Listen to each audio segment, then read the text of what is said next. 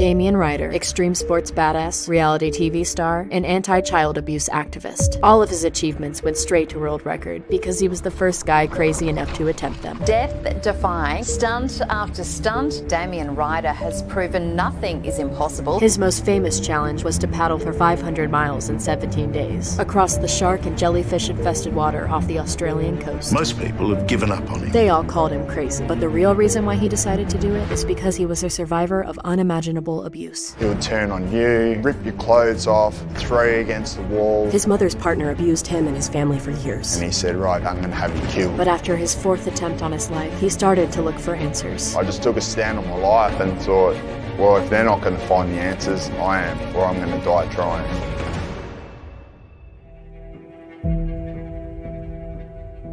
You know, sometimes I'd be laying in bed and I'd hear thuds and screams, and smashing of plates and smashing of glasses. The whole kitchen and lounge room would be just covered in blood all over the walls. My mum would be split open. Her boyfriend forced himself upon her, and he knew he was next. He would turn on you, smack you, throw you, rip your clothes off, throw you against the wall. And then when the police did come, he would just beat them up anyway on the front lawn. They go away and I'm like, I'm a little kid, you've got guns, you've got batons, and you can't do anything. How do you think I feel? I had nowhere to go, it felt like, because I wasn't safe at home. So again, when I could get out naked, I'd run down to the beach, find like a rock cave just to sit in, but because the rocks were so cold, it was kind of like they were burning my skin. But I'd just sit there and shake and shiver uncontrollably, but still have to try and calm myself down. So I remember I would just listen to the ocean just lapping up on the shore and just try and breathe. If I was breathing heavier, then it would warm my body up. So I would just listen to the ocean and just breathe as heavy as I can until I calm myself down enough that I'd just go to sleep. And then I'd have to get up in the morning and I would just find someone's clothesline and get clothes off just to keep out of the house and keep alive. And most people would think, this is it. This is where the trauma comes from. But the truth is, there was no respite. There was no single moment. And like this is, you know, nearly every night, nearly every second night for years, this went on. 10 years later, Damien ran away from home and decided that he would find his real father. My mum only gave me like a first name, Nick. That's all she gave me. And I was like, oh no, I remember going into this like delicatessen when I was 2 years old and my mum saying Nick to the guy behind the counter. And I walked in and I said, oh, is there a guy Nick here? And she goes, that's him in there. And I said, are you Nick? I'm Damien. I think I'm his son. And he just told me about all the people he'd bashed, all the money he'd made, all the people he'd killed and all this stuff, like just the fucking dirtbag really, but thought he was like this some mafia boss dude. And I said, I just want to tell you you're the weakest person I've ever met in my life. And he said, right, I'm going to have you killed. I said, all right. I'll be sitting at Margaret River pub, sitting at the end of the bar. You bring whoever you want, I'll be waiting there. And I sat there, drank beer all night. And but I woke up, I was alive, and I called him and I said, I'm still alive, so I told you you're weak. With no one else to turn out to, the demons of his past became too much for him to carry. The demons are the voices in your head. That's what people look at PTSD as.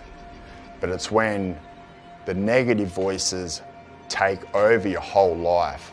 That's what I refer to as the demons. I could feel my life was going down and I was really hitting a super low point in my life. And then for me, it made sense to end my life. So no one had to worry about it. No one had to think about it for me. This was his fourth and final attempt on his life. And in a split second, his fate was sealed. Luckily, I was saved about 3 seconds beforehand, before the lights were out. And I started to think about What happens if I go to some other place that we don't know exists and I still have to deal with this? That's exactly what I thought. I got to sort my own shit out myself. I just took a stand on my life and thought, well, if they're not going to find the answers, I am, or I'm going to die trying. And then, yeah, that's when I knew I had to get back into the ocean, start doing things my way. He remembered his time in the caves by the beach, where the ocean was his only companion. He picked up the first board he saw and paddled away towards the horizon. Why the ocean is so healing. I knew there was something special in it that I just had to start exploring. So I went in, checked out what world records were in a sport that I'd only done for 5 minutes.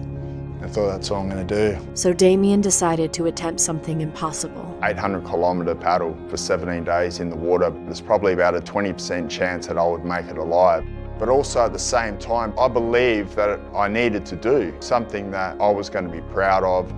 I kind of looked at my life and thought, well, it can't be as tough as what I went through as a kid, so just start paddling. But in the middle of the ocean, there was no way for him to escape his past. One of the main things was there was no escape from the demons that were coming up. They were just there. They were in front of me the whole time. My childhood, feeling ashamed about it, I knew I was worth more than what was happening to me. At the end of day 4, I was stung by this jellyfish, I was paralysed, I'd seen sharks, I was in so much pain, I was like pretty much washed up on the beach. Should I just give up now, because this is crazy? And all the voices and all the noise in my head was just so loud. And everywhere that I'd been struck as a kid or thrown against a wall, I could feel that pain in my body the whole time and every single stroke. And I was nearly in tears the whole time of just so much physical and emotional pain that I was going through. And I thought, is this it? Is this it for me? All right, I need to have a look at this. Before I give up, I need to have a look at what I've just gone through. So I really started to process what I was learning along the way.